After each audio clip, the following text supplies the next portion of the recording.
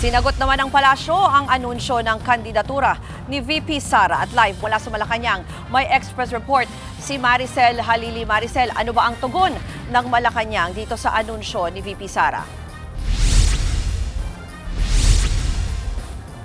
Ruth, hindi nga pinalampas ng Malacanang ang deklarasyon o yung mga hirit ni Vice President Sara Duterte matapos nga niyang formal na ideklara yung kanyang kandidatura sa pagkapangulo.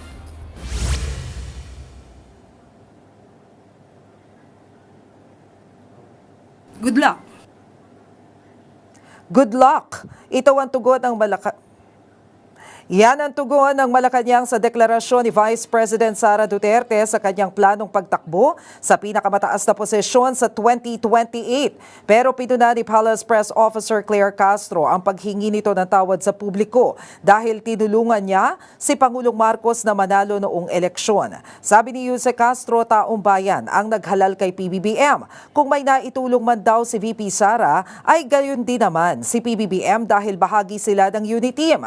Kaya hindi raw niya dapat sosolohin o sinosolo ang credit. Nakikita rin naman daw ngayon ng taong bayan kung sino ang nagtatrabaho sa kanilang dalawa. Hindi rin ito pinalampas ang sinabi ni VP Sara na hindi niya kinaya ang tadtad na katiwalian sa national budget kaya siya umalis sa gabinete. Sagot dito ni Jose Castro, dapat ay mauna munang ihingi ng tawad ni VP Sara ang sinasabing paglulustay ng confidential funds ng Office of the Vice President at ng Department of Education nung siya pa ang kalihim nito. Kung meron man daw napipintong impeachment ay dahil na rin daw sa sarili niyang kagagawan. Hindi naman daw kasi siya masasampahan ng impeachment kung wala siyang nilabag na batas. Di rin nagustuhan ng palasyo ang paghingi ni VP Sara ng tawad dahil sa nararanasan ng ating baha o ng ating bansa na mga pagbaha.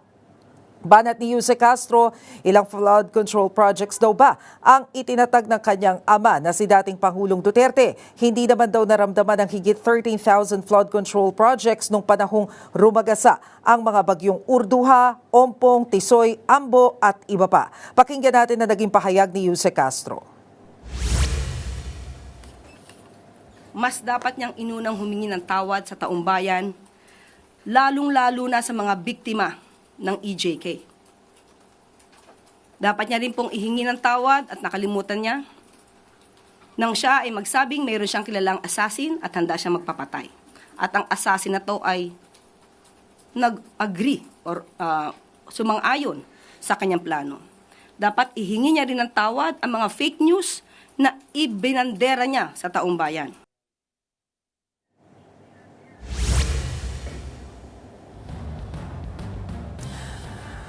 Ruth, ayaw na nga magkomento ng Malacanang tungkol doon sa tanong kung tingin ba nila ay isang malakas na kandidato etong si Vice President Sara Duterte sa pagkapangulo. Hindi pa rin daw napapag-usapan yung posibleng alliance o alyansa sa pagitan ng administrasyon at yung proposal nga na sana ay makipag-alyansa sa Pinklawan. Sa ngayon, Ruth, ay ayaw ding idetalye ng Malacanang yung sinasabi na baka strategy lamang ni VP Sara itong pagdedeklara niya ng kanyang kandidatura para nga mapahina yung kaso ng impeachment. Ang sinasabi lamang dyan ni Jose Castro, kung may basehan, dapat managot, pero makikita naman daw ng isang politician ang iniisip daw ay yung susunod na eleksyon, pero ang statesman ang iniisip ay yung susunod na henerasyon.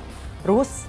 Yan po ang ulat ni Maricel Halili live mula sa Malacanang. Mga kapatid, Ruth Cabalco, para sa mabilis na pasada ng mga balitang dapat niyong malaman, mag-follow at mag-subscribe sa social media pages ng News 5.